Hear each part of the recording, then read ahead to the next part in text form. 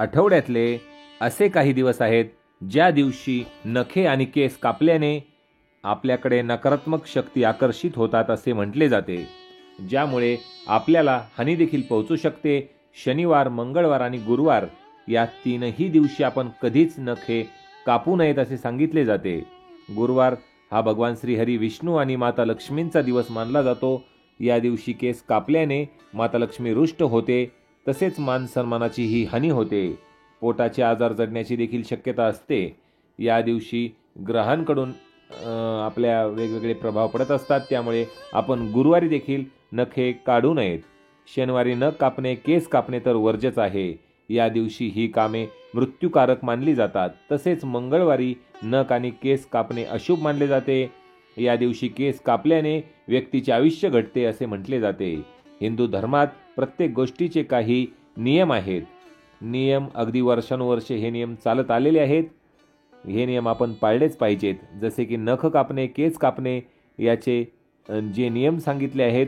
प्रत्येक माणसाच्या आयुष्यात धनदौलतीची सुद्धा गरज असते आणि आज हा विचार केला तर असे कोणतेच काम नाही की जे बिना पैशांनी होऊ शकते. केस कापण्याचा शुभ दिवस रविवार, बुधवार आणि शुक्रवार आहे. सोमवार, मंगळवार, गुरुवार, शनिवार या दिवशी चुकूनही केस कापू नयेत. यामुळे बऱ्याच नुकसान होऊ शकते. सोमवारी केस कापल्यास आपल्याला पुत्राला आपल्या हानी होऊ शकते, त्याला शैक्षणिक अडचणी येऊ शकतात. तसेच केस कापणाऱ्या व्यक्तीचे मन देखील अप्रसन्न होते. त्यामुळे या दिवशी केस कापल्याने आरोग्य हानीसुद्धा होते.